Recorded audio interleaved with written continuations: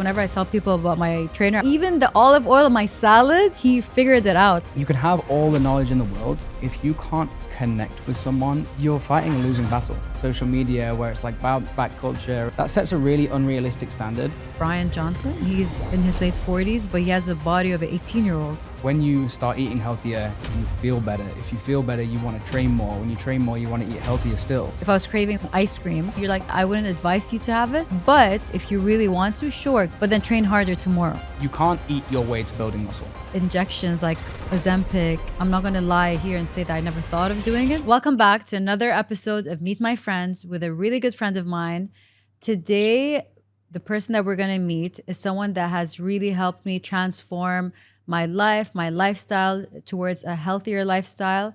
And I thought, why not get my good friend to come on the podcast, share his advices, his tips, what has helped me. And he's been living in Dubai for 6 years. He's been training for 10. And without further ado, I want to introduce you to my good friend and personal trainer, Tom. Thank you so much for having me on the podcast. That was the nicest introduction ever. Was it really? That's the best one I've had anyway. Well, you deserve more. It's just like maybe I couldn't like put the words together, but thank you for being here, Tom. No problem. You really helped me throughout my transformation, and I thought I really would love to bring you onto my podcast to really talk about, you know, your advices, because always when I'm training with you, you're always giving me these like great advices that I've like incorporated into my lifestyle. My life has changed from before training with you to how it is right now. Honestly, it all goes back to working out, dieting, and just like lifestyle changes. The secret's finding a trainer that you're comfortable with, someone that understands your goals, and someone that helps you throughout your transformation. And that's what you've done for me. So I want to ask you, like, because I don't think like when we're training, I never get to ask you these questions. What got you into training and fitness, and what was that journey for you like? Like every other personal trainer, I kind of started in sport. And for me, it was boxing, kickboxing, martial arts. And I tried to make a go of that. And for several reasons, wasn't really successful, mainly because of injury. But I realized along the way through that journey that I was actually quite good at giving people advice and helping people. And I found that I would get a lot of questions. And I really enjoyed doing that. And that sort of pushed me to pursue studying health more closely. So I went and did my degree in the UK. And then having done that, I got an opportunity to come work for a company in Dubai, quite a well-renowned company. And that company was really the start of me coaching people seriously. And it was kind of like a baptism by fire, right? Because you had to go into that setting, learn everything that you needed to get results with clients. It was very, very results oriented. And they really taught you how to be invested in the client. If you don't have a good relationship, if you don't know someone well, if you don't know what motivates them and what drives them and how to tap into that and help them with that journey, you can't really take them through that effectively. And that's so true, because when I first started training with you, I mean, I've trained with other trainers previously, but none that I've really connected with or like continued training with. I think you're like the longest training relationship that I've had. And like, I remember when we first started, you were always texting me, you're like, what did you have for breakfast? What did you have for dinner? And I'll tell you like, can you send me pictures of what you had? And then when I'd go out, you'd be like, send me the menu before you go. And I'm like, oh my God. Like initially I'm like, what's up with like Tom? Like he's so like, you know, asking me so many questions that I'm not used to. And I never was used to, because before the trainers that I worked with or like trained with would like, for them, it was like, no, we have the 1 hour session and that's it. Like they don't go over and beyond that, but you did. One thing that I loved about training with you, or like, you know, your advice was sometimes if I was craving like, you know, a chocolate bar or like an ice cream, you wouldn't make me feel bad about it and be like, no, don't have that. Like it's the worst thing. You're like, yeah, I wouldn't advise you to have it. But if you really want to, sure, go ahead. But then train harder tomorrow, right? And I think when you put in that mentality with a client and you take away that whole concept of like saying no to them, they're like, oh, maybe I shouldn't have that ice cream. You give them the power of making that decision. And honestly, like before, like training with you, I used to love sweets, love sugar, like all the time. I would like indulge in it. Now it's just, I don't enjoy it anymore because like I've completely changed my diet. Maybe just by texting me all the time and checking on me and like seeing what I like. And I think that built on the relationship and also the fact that my trainer cares about my progress. It's not like it's a job to him, that 1 hour session, that's it. Like, no, he cares about what I eat, how many steps I do. You remember? You would always ask. Go do some more. Now that I got better, initially you were like always on my case, right? But then eventually when you saw that I was losing weight and there was progress, you realized that, now she can go on her own and you let me be. So you wouldn't always text me, what did you have and stuff like that. And eventually that has become a lifestyle for me. Like now I enjoy having salads and proteins rather than before when I used to have protein with rice or with bread or whatever it was. So yeah, it's really important to build that relationship with your trainer or with a client. You're so right as well. It's about showing an interest in that person and what's going on in their life. And you kind of hit the nail on the head.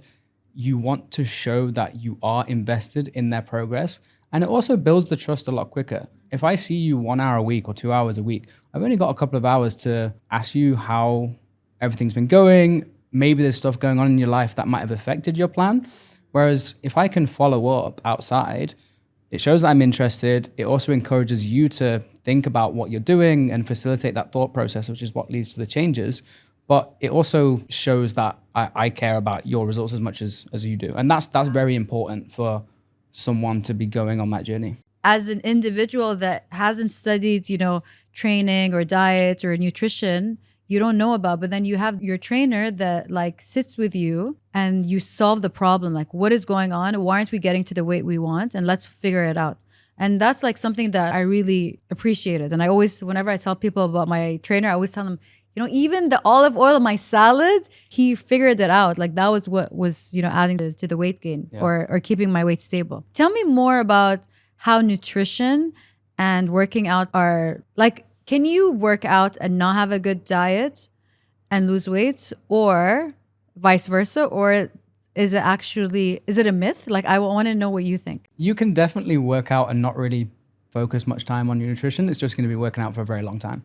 So I always think of it like this. Most people are going to have time to go to the gym maybe 2, 3, 4 times a week. Some people not as much, but let's say 3 times a week, right? If they're going to the gym just to lose weight, they're maybe going to go do a bike or a treadmill, whatever it is, and they might burn 300 calories in that session. So over the week, they've lost 900 calories, right? Mm-hmm. Alternatively, we could just take away 300 calories from their food for that day and do that 7 times a week, and then we've lost 2,100 calories, right?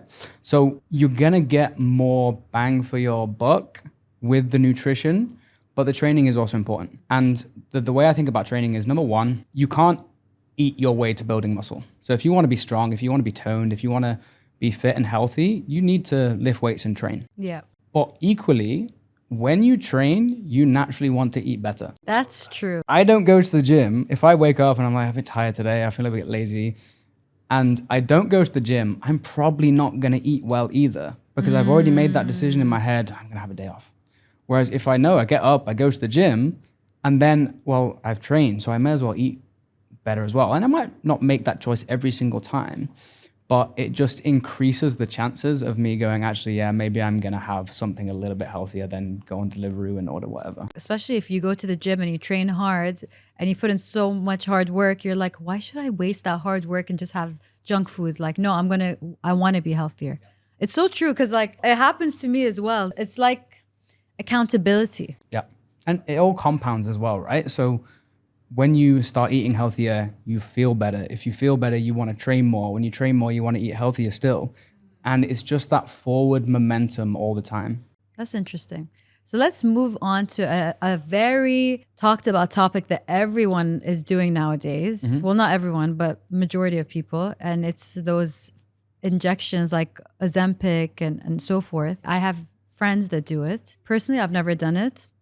I'm not going to lie here and say that I never thought of doing it. Maybe I might do it. I don't know. But like before doing anything, I would have to do a lot of research before I actually do it. Yeah. But I have a friend that did Ozempic. She wasn't overweight or anything, but she wanted to lose more weight. So she did Ozempic, and then she lost a lot of weight. And then while she was on the injection, she started like working out a lot. So when she started going off of the medication, she was still working out and she never really gained back that weight. Because a lot of people say when you take the injection, you do lose weight. However, once you get off it, you gain the weight back and even more. Yeah. So what are your thoughts as a trainer on these, like, you know, these injections? Do you recommend them? Do you think it works for some people? Or do you think like it's a complete no-no? At the end of the day, I'm not a medical practitioner, right? And Yeah. what people have to remember with these medications is they are designed for people who are obese, who have diabetes, who have chronic health conditions where it's going to be very important for them to lose weight. The danger or the potential risk is exactly like you said, the people who are, you know, kind of fit, want to lose a few pounds, and they've been struggling to do it. The danger is jumping immediately into something like that, because I'm very much an advocate for, you know, personal choice, but you need to understand the benefits and the risks. And a lot of people go into that not truly understanding the risks. They understand the benefits, but they don't really understand the risks. And there's three big things that I would look at when you're considering something like that. So number one is, yes, you will lose weight, but a lot of that is going to be muscle mass, okay? So I think if you look at the averages on the studies on this medication, I think between 40, 50% of the weight is coming from muscle mass or lean body mass, okay? So that in of itself, okay, maybe if you're 30, 40 kilos overweight, maybe that's a risk that you're prepared to take. For some people who are, you know, naturally quite healthy or, you know, follow a good diet anyway, losing 4 or 5 kilos of muscle is actually quite a lot and can have negative consequences, right? So that's one thing. Another thing that I would consider is that these things can impact your recovery, like your resting heart rate and your heart rate variability, this sort of stuff that goes into recovery. So if you like going to the gym and you just want to lose a few pounds and you decide to start taking this medication, you're probably going to suffer in terms of your gym performance. Oh, wow. And that might not be acceptable to you. For some people it might, but again, it's another thing you have to consider. And then some of the other things I'd think about is, are you prepared to take it for life? Because like you said with your friend, she started training. And for some people, that's really what the medication is designed to do. It's a catalyst to start eating healthier, to start training, and you wean yourself off it and you still have these habits. A lot of people go into this not having those habits and also not prepared to work on those habits. So if that's you, you've got to decide, is this something I want to do for the rest of my life? Yeah. And then I'll give you a fourth one because I've just thought of that as we were talking. If you are that person who doesn't dedicate much time to their nutrition or know much about nutrition or, you know, don't really want to think about it, you are naturally going to eat less when you take something like Ozempic. If you don't eat much good stuff anyway, the chances of you eating more good stuff is probably not very high. So you might swap one problem, which is your weight loss, and solve that, but swap it for another problem like getting a micronutrient deficiency because you're not eating the right stuff. So whenever I have so many people ask me about this, like I said, I'm an advocate for personal choice, but if you are considering it, think about this, and this. Do it the right way. Exactly. Okay, that's good. So maybe if I ever decide to do it, I mean, I don't think I will because I don't know. I don't want to say I never will. I might.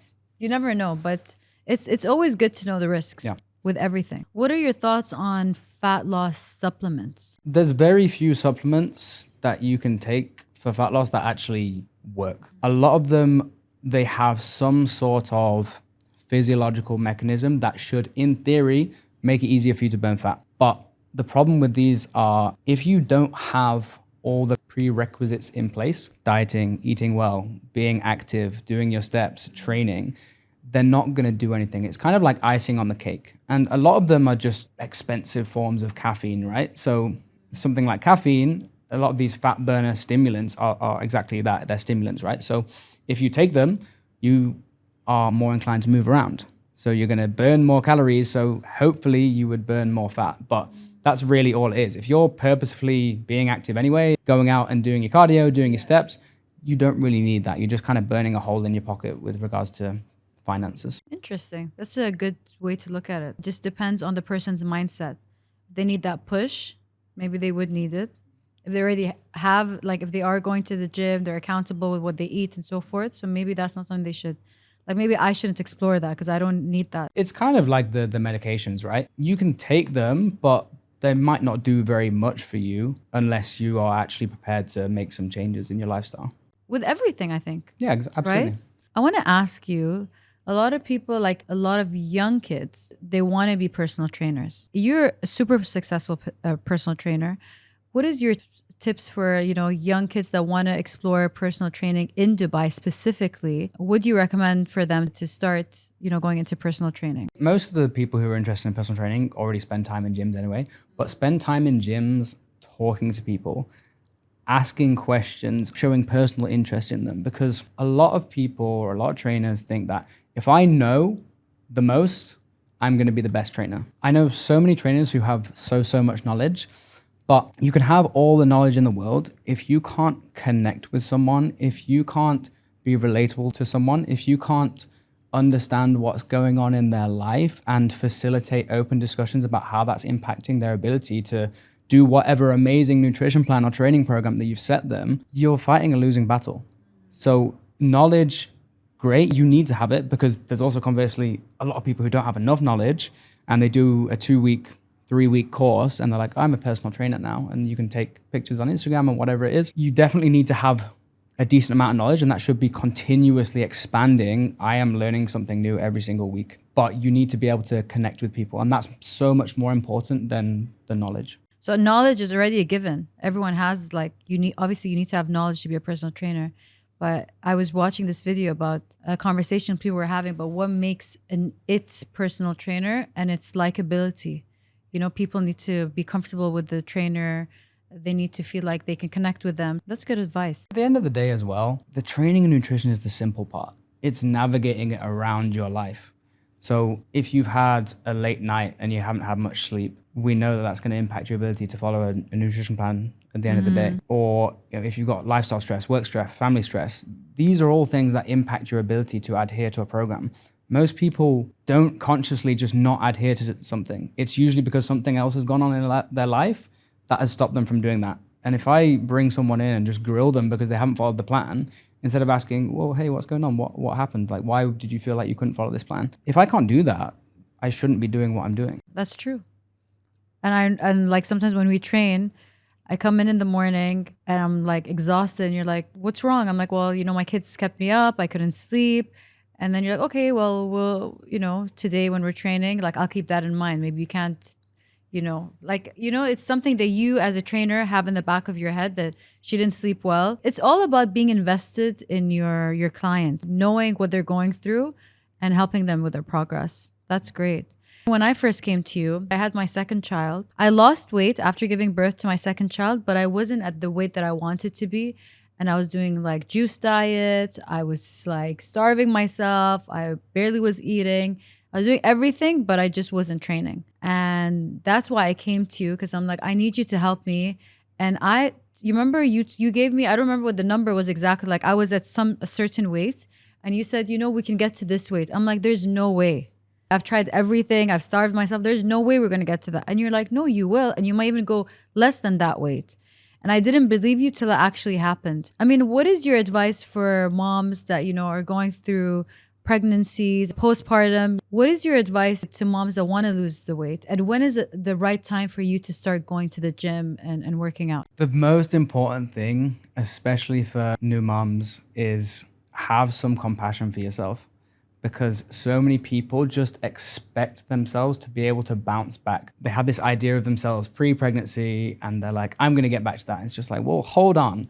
So much in your body has changed in order to bring a life into the world. Can you just cut yourself some slack for a second? Allow your body to naturally come back to where it should be. The way I think about this is, you never stop being postpartum. So much has changed in your body. Yes, you can, get back to whatever shape you want to be in and stuff, but you always need to remember that you're gonna have kids now. A lot of things have changed. That comes with different routines, different lifestyle changes. And a lot of that is where people struggle to lose weight, is because they just think, oh, how can I not get back to where I used to be? I used to do this, that, and the other. But they forget that they're now probably not sleeping as much. They've now got more time demands. They've now got other priorities to look after first. If you just constantly compare yourself to how you were before, it's not a fair comparison.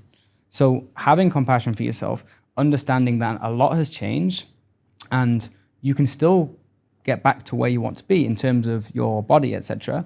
But you need to allow that to happen with those things in mind. Would you recommend, like, whenever that new mom is ready to go to the gym for her to start going to the gym? Or is there like a specific, like after 6 months of giving birth, that's the best time to go to the gym? Or is there just no right answer? It just depends on how you feel as a new mom and when you are ready. It's going to depend on the person. As far as we're concerned medically, you're going to get signed off at X amount of weeks and they're going to go, okay, just carry on with your life now. And that's probably not the best advice either, because we don't really know what that person did before, what they have the capacity to do now. So a lot of it should be based upon, yes, how you're feeling, recognizing that for some people, it's going to take a year to get back on track. Some people, they're going to bounce back, and you see these things on social media where it's like bounce back culture in 6 weeks. I was back in the gym with my body, etc. And that sets a really unrealistic standard. And it's so, so important to keep perspective on you and how you feel and what you want to do. And don't compare yourself to someone else. Like Exactly. It's true. Like as a new mom, I had that pressure on myself. Like I was starving myself. I was going through such a hard time, like just to try to get to the weight that I wanted to get. And I wasn't getting to that weight. I'm like, what do I do? Someone told me, just go to a trainer. I'm like, no, I don't like going to the gym. Like, trust me, just go change your lifestyle. And then initially my goal when I started training with you was like, let's do 2 or 3 months. I want to lose weight and that's it. But then I realized, no, actually, this is something that I want to change as a lifestyle. And like my goals changed. Instead of like me looking at just weight loss, it was like, no, I want to live a healthier lifestyle. I'll talk about my own experience and like things that were advised to me after I had my kids. So I had a C-section with both my kids. After delivering, I was wearing those corsets and people are like, just get the smallest size. It's going to help you get your body back to the shape. What are your thoughts on these, after birth corsets that women wear? Do you recommend them? Because someone was telling me about like the corset holds your stomach, that your body's so comfortable with it that then it doesn't learn to hold itself when it doesn't have the corset. So I want to know your thoughts on that. I'm not as familiar with these, but I kind of agree. If it's a passive structure, if it's kind of helping you to learn how to engage your core again and lend support to what you're doing, then great. But the flip side is exactly what you said. If it's a passive support, it might train or not train you to kind of actually engage those muscles again. But I think the most important thing especially with the core area is, again, just so much change has taken place. Allow your body to settle and then start with some basic core exercises, especially with things like C-section. That's such a big procedure. You can't just jump back into doing crunches how you used to or whatever it is people do. Mm-hmm. So give yourself that time, start small. And this is what I always do. If I have a client who says, I've just given birth or I've just had a C-section, etc., the first thing we're going to do is get some data. I'm going to get you in the gym and have a little look at what you can do. And we start super, super basic and then we ramp up. And then as soon as we feel like maybe we get some pain or something tells us actually this is your point of tolerance right now, and then we'll slowly build that up. That's what you should be doing. Maybe you have to work with a professional to do that, but start small and then ramp up from there. Amazing. So I wanted to ask you about this guy that I read online about. His name is Brian Johnson. Is that his name? And he's, I think, in his 40s, late 40s, but he has a body of an 18-year-old. What are your thoughts on that? Have you come across him or on social media or anything? I've heard about him. And for me, it's like, wait, how is he like late 40s with a body of what is he doing? I really love him. He's kind of quirky, which I think it works really well for him. Basically, what he's doing is he's investing millions into what he calls Blueprint. I'm not familiar with the Blueprint. I'm not sure it's even complete yet. But essentially what he's doing is investing loads of money, doing personal experiments like we discussed earlier, and trying to slow down his aging process. So he's investing millions into all these treatments. And I've got this red light therapy cap, which I actually got from one of his videos. Oh, wow. And it's supposed to essentially help your hair not shed as much and kind of grow thicker and maintain longer. And I think it's working.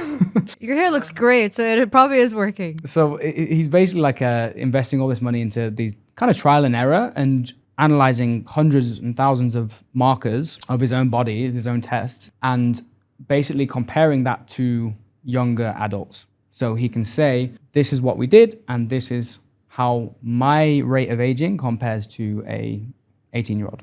What do I think about the protocol and that sort of stuff? So there's definitely some key messages that I think would really benefit a lot of the population. So, he's super big on fiber. He starts his day with a shot of olive oil. I would feel so sick. He's encouraging some health-seeking behaviors, right? What I struggle with at the moment is the applicability to the average person. So if I said to you, Danya, hey, what we're going to do, we're going to change your nutrition this week and you're going to have a shot of olive oil every morning, you'd be like, no way. Yeah, I would be like, no way.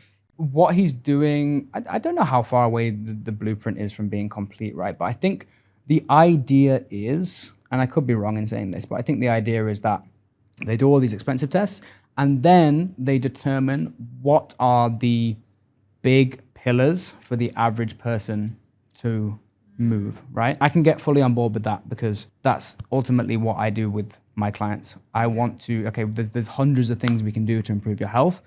What are the 3 big things that we can do right now that are going to have the biggest impact? That's amazing. Changing the subject in a way. For people watching this podcast that have no idea about health, not interested in health, but want to lose weight, what would be your tips for them to like slowly get into health, slowly getting into working out and, you know, nutrition? What are like the small advices you would give them? The first thing is maybe more of a goal setting one. So understanding why it is you want to get into health or improve your health. What is that going to give you? Where are you now that you are not happy with? And what is the ideal scenario? And what would that scenario give you? Because without understanding what is it about the place that you're in that you can't bear to be in, and what is it about the place that you want to get to and what benefit that is going to bring to your life, if you don't have that comparison, you'll start, but you won't ever finish. So you need to understand what the real motivation is and go deep on it. Whenever I ask clients what they want to do, they're kind of like, well, I want to lose this weight. I'm like, okay, why? Well, I just want to look better. Okay, why? And you go deeper and deeper and deeper. And then you eventually get to, well, when I run around with my kids, I can't keep up with them and I get really out of breath and that makes me feel really bad, and I just want to be able to be fit and healthy for them.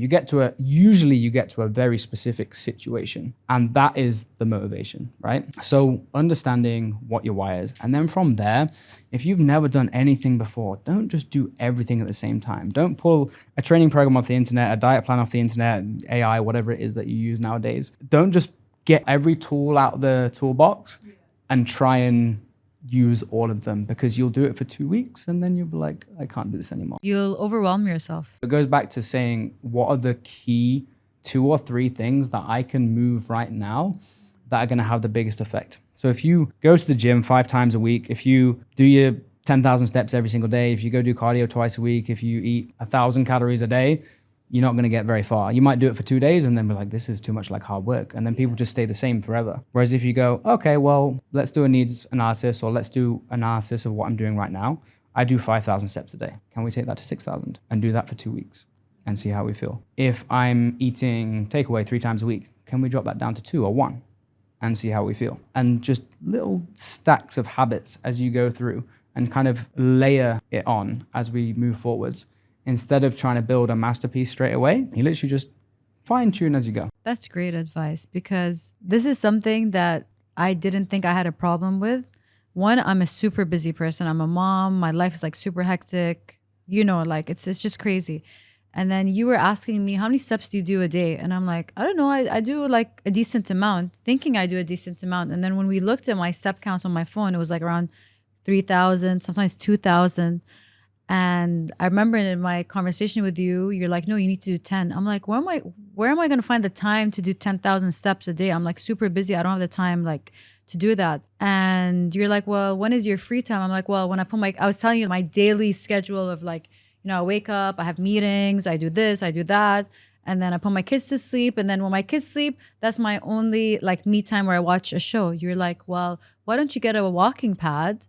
And while you're watching your 1 hour show, start your steps. And that was something that I never even thought about. And I remember you're like messaging me like, did you get it? Did you get it? Did you get it? And then I got the walking pad and I started incorporating my steps, which was amazing. I was getting my me time. I was watching my show, but instead of sitting and watching my show, I was just walking on a walking pad and I was getting my steps in. And that really helped with my weight loss. So it was like such a small adjustment to like everything remained the same. It was just instead of sitting, you're just walking. it made a big difference in my weight loss journey. So that's great advice. And I really, really appreciate you being on this podcast, Tom. Thank you so much for everything. It was great to be on, and thank you so much for the invitation. Of course. If you guys want to check out Tom, I'm going to leave all his information in the description below. Check out his crazy transformations with his clients. Honestly, that when I went on your Instagram page and I saw like how your clients were before and after and that transformation, like it's amazing. And honestly, it comes back to the trainer that you are and how you connect with your clients. I'm very grateful to have you as my trainer. So, and a good friend. Thank you, Tom. Thank you so much.